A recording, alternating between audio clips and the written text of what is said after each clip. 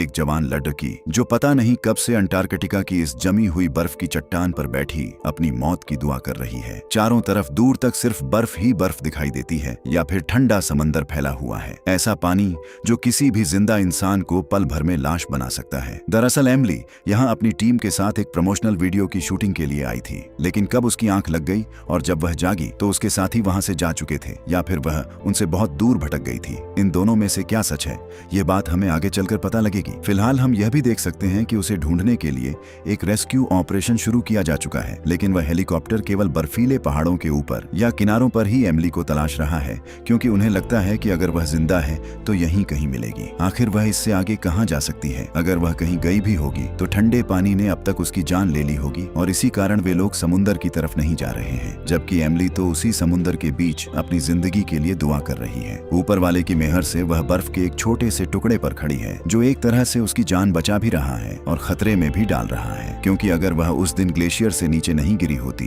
तो शायद उसकी टीम अब तक उसे ढूंढ चुकी होती। लेकिन वह नीचे गिर ही गई और जिस सतह पर गिरी वह एक तैरती हुई बर्फ की पट्टी थी जो उसे बहाते बहाते बहुत दूर ले आई। अब यहाँ से अगर उसकी जिंदगी को कुछ और समय मिलना है तो वह किसी चमत्कार से ही संभव है। एमिली के लिए यहाँ बिताया जाने वाला हर पल और हर दिन आसान नहीं होने वाला है, क्योंकि उसे ऐसे फैसले लेने पड़ेंगे जो किसी भी इंसान के लिए बेहद मुश्किल होते हैं। इसके साथ साथ इस सफर में कुछ ऐसी बातें भी सामने आएंगी जिनसे बहुत कुछ सीखने को मिलेगा। हम देखते हैं कि उसके पास कुछ सामान मौजूद है जो इस कठिन हालात में उसका सहारा बनने वाला है। सबसे पहले वह अपने बैग से एक ऊनी टोपी निकालती है। वह उसे तुरंत पहन लेती है क्योंकि चारों तरफ तेज और कड़वी ठंडी हवाएं चल रही हैं। इसके बाद वह बैग से ड्राई फ्रूट का एक पैकेट निकालती है। वह उसमें से थोड़ा सा खाकर अपनी भूख शांत करती है, लेकिन कुछ खाने के बाद उसे प्यास भी लगने लगती है, क्योंकि पेट भरने के साथ गला भी सूखने लगता है। इसी वजह से वह थोड़ा पानी भी पी लेती है। अब उसे पानी की कमी साफ महसूस होने लगती है, इसलिए वह एक छोटा सा उपाय सोचती है। उसके पास एक किताब है जिसे वह अपनी जिंदगी की डायरी की तरह संभाल कर रखती है, क्योंकि उसके हर पन्ने पर उसने अपने दिल का दर्द शब्दों में लिखा हुआ है और उसी में से वह एक पन्ना फाड़ लेती है। फिर वह अपनी दूरबीन के लेंस को सूरज की रोशनी की ओर करती है, जिससे कागज पर हल्का धुआं उठने लगता है। उसी दौरान वह बोतल के ढक्कन में थोड़ी सी बर्फ जमा कर लेती है और उसे उस सुलगते हुए कागज के ऊपर रख देती है, जिससे वह पिघलकर पानी बन जाती है। इस तरह वह किसी तरह अपनी प्यास शांत कर पाती है। उसके पास एक और बेहद कीमती चीज भी है जो उसके लिए उसकी जान से बढ़कर है। वह एक छोटा सा डिब्बा है जिसके अंदर उसकी छोटी बहन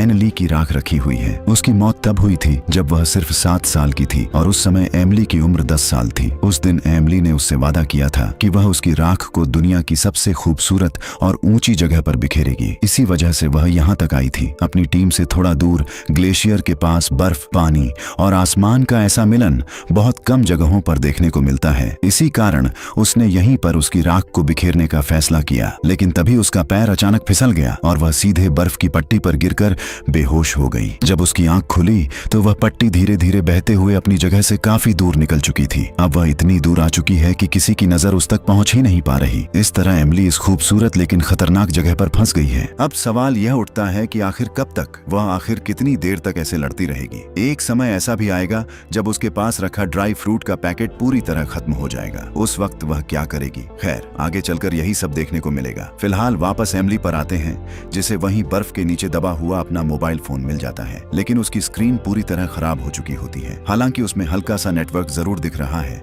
मगर उसका कोई फायदा नहीं है क्योंकि वह किसी को कॉल नहीं कर सकती। अगर उसने पहले से वॉइस कंट्रोल चालू किया होता तो शायद वह किसी को फोन कर पाती, लेकिन उसने ऐसा भी नहीं किया था। ऐसी छोटी छोटी बातें ही जिंदगी के किसी मोड़ पर इंसान को बहुत ज्यादा पछतावा देती हैं। अभी एमिली के साथ भी कुछ ऐसा ही हो रहा है। दिन की धूप ने तो उसका खास साथ नहीं दिया, लेकिन रात के घने बादलों ने उसकी मुश्किलें और बढ़ा दी। तेज बर्फीले तूफान उठने लगे जो उसकी हर उम्मीद को कमजोर कर रहे थे। फिर भी एमिली हिम्मत नहीं हारती। वह अपने बैग से टेंट निकालती है और किसी तरह उसे उस बर्फ की पट्टी पर लगा देती है, लेकिन हवा इतनी तेज चल रही होती है कि उसका टेंट फट जाता है। इसके बावजूद वह उसी के अंदर कंबल ओढ़े चुपचाप बैठी रहती है। उस रात उस बर्फ की पट्टी का एक हिस्सा और टूट जाता है, जिससे वह और भी छोटी हो जाती है, लेकिन अभी वहाँ ठीक ठाक जगह बची हुई है, इसलिए एमिली को फिलहाल इस बात की ज्यादा फिक्र नहीं होती। अगले दिन हम फिर से रेस्क्यू हेलीकॉप्टर को उड़ते हुए देखते हैं, लेकिन आज भी वे लोग उसे ग्लेशियर के ऊपर ही तलाश कर रहे होते हैं, जबकि वह वहाँ मौजूद ही नहीं है। ऊपर से उन्हें पिछले दिन आए तूफान के बारे में भी पता चल जाता है, जिससे उनके मन में यह शक होने लगता है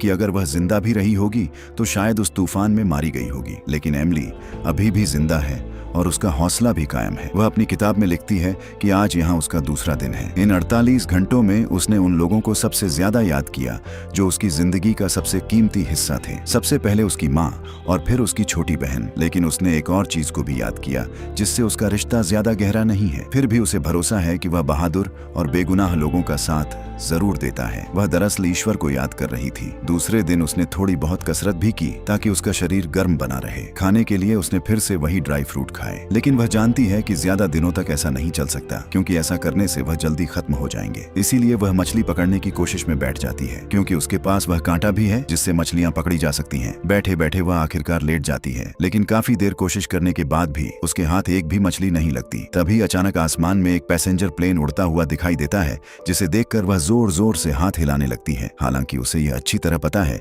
कि वे लोग उसे देख नहीं पाएंगे। अगर आप भी उसकी जगह होते तो शायद यही करते। आखिर उम्मीद पर ही तो दुनिया टिकी हुई है। तभी अचानक एमिली का फोन बज उठता है। वह तुरंत भागते हुए उसके पास जाती है, लेकिन वह कॉल किसी ऐसी बेचने वाले की निकलती है जो उससे कह रहा होता है कि गर्मी बहुत ज्यादा बढ़ रही है और इसलिए अब उसे नया एसी खरीद लेना चाहिए। जरा सोचिए जरा, इधर -34 डिग्री तापमान में एमिली की हालत खराब है और उसी वक्त उसके पास एक कॉल आती है जो शायद उसकी उम्मीद बन सकती थी, लेकिन सामने वाला इंसान उसे एसी खरीदने की सलाह दे रहा होता है। ऐसे में किसी को भी बहुत गुस्सा आ सकता है। खैर, यहाँ एमिली उसे समझाने की कोशिश करती है कि वह इस समय अंटार्कटिका में एक बर्फ की पट्टी पर फंसी हुई है और वह बहुत बुरी हालत में है, इसीलिए उससे मदद करने की गुजारिश करती है। लेकिन वह लड़का हंसते हुए कहता है कि उसने कई तरह के बहाने सुने हैं, पर यह वाला बहाना तो बिल्कुल नया और कमाल का है। फिर अचानक फोन कट जाता है। आज पहली बार एमिली की आंखों में मौत का साफ डर दिखाई देता है, क्योंकि उसकी बर्फ की पट्टी के 2 और हिस्से टूटकर पानी में बह चुके हैं। यह सब रात में आए तेज तूफान की वजह से हुआ था। समुद्र की लहरें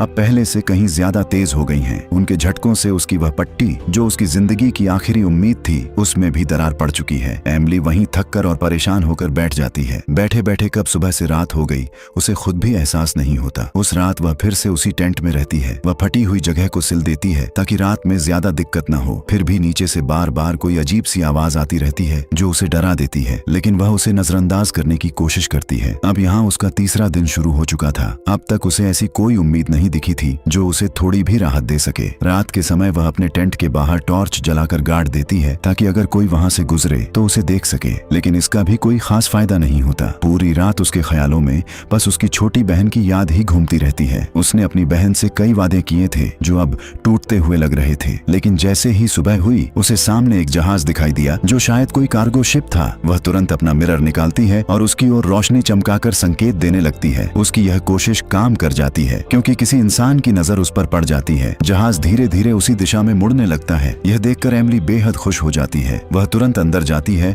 और अपना बिखरा हुआ सामान समेटने लगती है, क्योंकि अब उसे अपने घर लौटने की उम्मीद नजर आने लगती है। लेकिन दोस्तों, यह खुशी सिर्फ कुछ ही पलों की थी। जब वह अपना सामान लेकर बाहर आती है तो जहाज वहां से गायब हो चुका होता है, क्योंकि असल में वहां कोई जहाज था ही नहीं। यह सिर्फ उसका भ्रम निकला। जी हाँ, अब एमिली को वहम होने लगे थे जो एक थके हुए और कमजोर शरीर की निशानी होते हैं। बस डर यही है कि कहीं वह इस हालत में कोई गलत फैसला न कर बैठे। अपनी इस स्थिति से वह इतनी ज्यादा परेशान हो जाती है, गुस्से में आकर वह वहां हल्की सी छलांग लगा देती है, जिससे वह पहले से दरार वाली बर्फ की पट्टी टूट जाती है और फिर वही हो जाता है जिसका डर सबसे ज्यादा था। एमिली उस बेहद ठंडे पानी की गहराई में डूबने लगती है। जैसे जैसे वह नीचे जा रही होती है, उसे अपनी छोटी बहन की कही हर बात याद आने लगती है जो उसे हार मानने से रोक रही होती है। आखिर उसने अपनी बहन से वादा किया था कि वह उसकी राख को बिखेरेगी, फिर वह उसके बिना कैसे हार मान सकती है। किसी तरह वह वापस ऊपर सतह पर आ जाती है। पहले तो वह सिर्फ ठंड सह रही थी, लेकिन अब उसका पूरा शरीर ठंडे पानी से भीग चुका था। ऐसी हालत में उसके पास बस एक ही रास्ता बचता है। वह जल्दी जल्दी अपने गीले कपड़े उतारकर अलग फेंक देती है और खुद को उस गर्म कंबल में कसकर लपेट लेती है। कांपती हुई एमिली ऐसा तो कर लेती है, लेकिन उसकी हालत लगातार बिगड़ती जा रही होती है। तभी उसे बाहर से कुछ आवाजें सुनाई देती हैं। जब वह टेंट से बाहर झांकती है तो उसे वहां एक छोटा सा पोलर भालू का बच्चा दिखाई देता है जो उसकी तरह ही मुश्किल हालात में भटक रहा था। एमिली को उस पर दया आ जाती है। वह उसकी तरफ थोड़ा सा ड्राई फूड फेंक देती है, जिससे वह खुशी खुशी उसे खाने लगता है। लेकिन तभी दूरबीन से देखने पर उसे पता चलता है कि उसकी माँ भी उसी दिशा में आ रही है। यह देखकर वह तुरंत टेंट के अंदर जाकर छिप जाती है, लेकिन तब तक वह वहां पहुंच चुकी होती है। वह कई बार टेंट को पंजों से हिलाती और मारती है। अंदर बैठी एमिली बिल्कुल भी आवाज नहीं करती। वह पूरी तरह शांत रहती है, क्योंकि उसे मालूम है कि हल्की सी भी हलचल उसकी जान ले सकती है। कुछ देर बाद जब उसे यकीन हो जाता है कि वह जा चुकी है, तो वह बाहर निकलकर कर देखती है और तब उसे पता चलता है कि उसकी बर्फ की पट्टी पहले से और छोटी हो चुकी है। अब उसकी उम्मीद लगभग टूटती हुई नजर आती है। तभी उसके ऊपर आसमान में नॉर्दर्न लाइट्स दिखाई देने लगती हैं। ये रोशनियां देखने में बेहद खूबसूरत लग रही थीं। इस नजारे को देखकर वह खुद भी पूरी तरह मंत्रमुग्ध हो जाती है। इसी खुशी में वह अपना स्नो डाइविंग सूट पहन लेती है और वहीं खड़ी होकर परफॉर्म करने लगती है। परफॉर्म करते हुए वह अपनी छोटी बहन की अस्थियां भी हवा में बिखेर देती है और उसे आखिरी बार अलविदा कहती है। जब वह वापस टेंट में आती है तो अपनी बहन से बातें करने लगती है। वह उससे कहती है कि अब वह आजाद हो चुकी है क्योंकि उसने उसे दुनिया की सबसे खूबसूरत जगह पर बिखेर दिया है। अब वह जहां जाना चाहे जा सकती है। लेकिन दूसरी तरफ से जवाब भी एमिली खुद ही दे रही होती है। इससे अंदाजा लगाया जा सकता है कि यह अकेलापन उसे कितनी गहराई से तोड़ चुका है। अब उसे अपनी ही आवाज सुनने का मन करने लगा है क्योंकि जब से वह यहाँ फंसी है तब से बस ठंडी हवाओं की आवाज ही उसके साथ है। इसी दौरान कुछ ऐसा होता है जिसकी किसी ने उम्मीद नहीं की थी। हैरी का फिर से कॉल आता है। वही सेल्समैन जो पहले उसे ऐसी बेचने की कोशिश कर रहा था, लेकिन इस बार वह ऐसी बेचने के लिए फोन नहीं करता बल्कि वह बताता है कि अब वह अपनी जिंदगी से बहुत परेशान हो चुका है क्योंकि उसे अपने काम में किसी से भी सम्मान नहीं मिलता। हर ग्राहक उसे बुरा भला कहता है लेकिन सिर्फ वही थी जिसने उससे ठीक तरह से बात की थी। इसी वजह से वह आखिरी बार उससे बात करना चाहता था ताकि अपने दिल की बातें किसी को बता सके। कितनी अजीब स्थिति है। एक इंसान जो अपने कमरे में आराम से बैठा है फिर भी अपनी जिंदगी की कीमत नहीं समझ पा रहा, और दूसरी तरफ एमिली है जो पिछले 5 दिनों से बस यही दुआ कर रही है कि किसी तरह कोई फरिश्ता आ जाए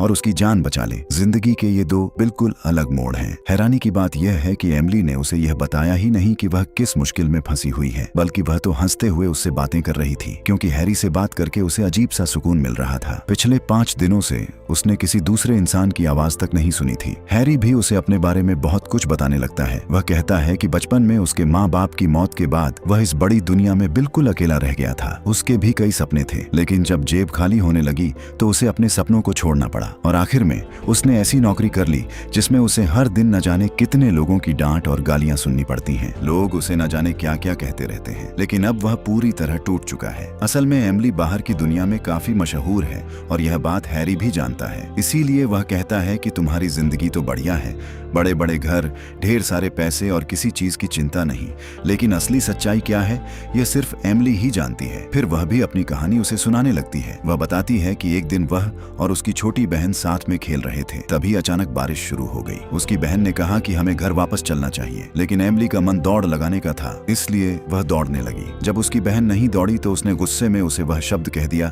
जिसका पछतावा उसे शायद जिंदगी भर रहेगा। उसने अपनी बहन को कायर कह दिया। यह सुनकर वह भी दौड़ने लगी और तभी वह हुआ जो करोड़ों में कभी एक बार होता है। उसके ऊपर बिजली गिर गई जिससे उसकी वहीं मौत हो गई। उस दिन के बाद से एमिली उसी गिल्ट के साथ जी रही है। सब कुछ होते हुए भी उसे लगता है कि उसके पास कुछ भी नहीं बचा। बातें करते करते सुबह हो जाती है और अब तक हैरी को भी यकीन हो चुका होता है कि एमिली सच में बर्फ के बीच फंसी हुई है, क्योंकि जब हैरी ने उसके दोस्तों की पोस्ट देखी तो उसे यकीन हो गया। उसने एमिली को यह भी बताया कि सर्च ऑपरेशन अब बंद कर दिया गया है क्योंकि रेस्क्यू टीम को उसका लाल स्कार्फ मिल गया था, जिससे उन्हें लगने लगा कि शायद वह अब जिंदा नहीं रही। यह सुनते ही एमिली घबरा जाती है। वह हैरी से कहने लगती है कि जाकर सबको बता दो कि वह अब भी जिंदा है, उसे कुछ भी नहीं हुआ है। लेकिन इससे पहले कि वह और कुछ कह पाती, अचानक किसी चीज से उसकी टक्कर हो जाती है। दरअसल वह एक शिपिंग कंटेनर था जिसकी टक्कर से वह बर्फ के सबसे छोटे टुकड़े पर आकर रह जाती है। अब उसे किसी तरह उस बड़े बर्फ के टुकड़े तक पहुंचना होगा। इसके लिए वह छलांग लगाने की कोशिश करती है, लेकिन कूदते समय वह अपने ही सामान पर गिर जाती है जिससे उसके स्केटिंग शूज उसके पेट में धंस जाते हैं। दर्द के कारण वह जोर से चीख उठती है, लेकिन वहां उसके दर्द को देखने या सुनने वाला कोई भी नहीं था। इसके बाद वह मछली पकड़ने वाले कांटे की मदद से अपने घाव को खुद ही सीने लगती है, फिर वहीं चुपचाप लेटकर सो जाती है। उसके पास और कोई रास्ता भी नहीं था। उस टक्कर में उसका फोन और किताब दोनों ही पानी में गिर चुके थे, यानी अब उसके पास उम्मीद की कोई वजह भी नहीं बची थी। इसी बीच एक मछली उसके पास आकर गिरती है और वह उससे ही बातें करने लगती है। जब इंसान खुद से हार मान लेता है तो वह उन चीजों को अपना साथी बना लेता है जो बस उसे सुन सकती हैं। अक्सर देखा गया है कि टूटे हुए लोगों के पास कुत्ते ज्यादा होते हैं। वह उस मछली से माफी मांगती है क्योंकि अब उसे खाना पड़ेगा, लेकिन वह ऐसा कर नहीं पाती। जब तक वह मछली तड़पती रहती है तब तक मानो दोनों के बीच एक अजीब सी बातचीत चलती रहती है। जब एमिली को लगता है कि अब मछली बिल्कुल शांत हो गई है तो वह उसे जल्दी से वापस पानी में फेंक देती है, जिससे आखिरकार वह बच निकलती है। शायद एमिली भी चाहती थी कि वह खुद भी उस मछली की तरह होती। अब प्यार और भूख से उसका पेट बुरी तरह मरोड़ रहा था। इसी वजह से मजबूरी में वह समुंदर का पानी पीने की कोशिश करती है, लेकिन वह उसे पी नहीं पाती क्योंकि अगले ही पल उसे तेज उल्टियां होने लगती हैं। उसी समय जैसे किस्मत उस पर मेहरबान हो जाती है क्योंकि अचानक अचानक तेज बारिश शुरू हो जाती है, जिससे वह अपनी प्यास जरूर बुझा लेती है, लेकिन ऐसा महसूस होता है जैसे यह उसके जीवन की आखिरी बूंदें हों। अगली सुबह जब वह नींद से उठती है तो खुद को लगभग पानी में घिरा हुआ पाती है। बर्फ का टुकड़ा लगभग पूरी तरह पिघल चुका होता है। अब उसके पास करने के लिए कुछ भी नहीं बचा था। ऐसी हालत में इंसान अक्सर उम्मीद छोड़ देता है और एमिली भी वही करने लगती है। वह धीरे धीरे पानी की गहराई की ओर बढ़ने लगती है, लेकिन तभी उसे किसी की आवाज सुनाई देती है। असल में ऊपर एक हेलीकॉप्टर पहुंच चुका होता है। सिर्फ खुद को संभाला बल्कि एमिली की जान भी बचा ली। आखिरकार एमिली को वहां से रेस्क्यू कर लिया जाता है। जब वह पूरी तरह ठीक हो जाती है तो वह उस जगह पर जाती है जहां उसकी बहन की मौत हुई थी। वहां पहुंचकर वह उससे माफी मांगती है। इसके बाद वह हैरी को फोन करती है, यानी अब दोनों एक दूसरे से मिलने वाले हैं और उनकी जिंदगी में एक नई रोशनी आने वाली है। कभी कभी किसी के साथ थोड़ा समय बिताना ही सब कुछ बदल देता है। आज एमिली और हैरी की कहानी इस बात को सच साबित कर देती है। आपको यह कहानी कैसी लगी हमें कमेंट में जरूर बताइएगा। फिर मिलेंगे अगली वीडियो में।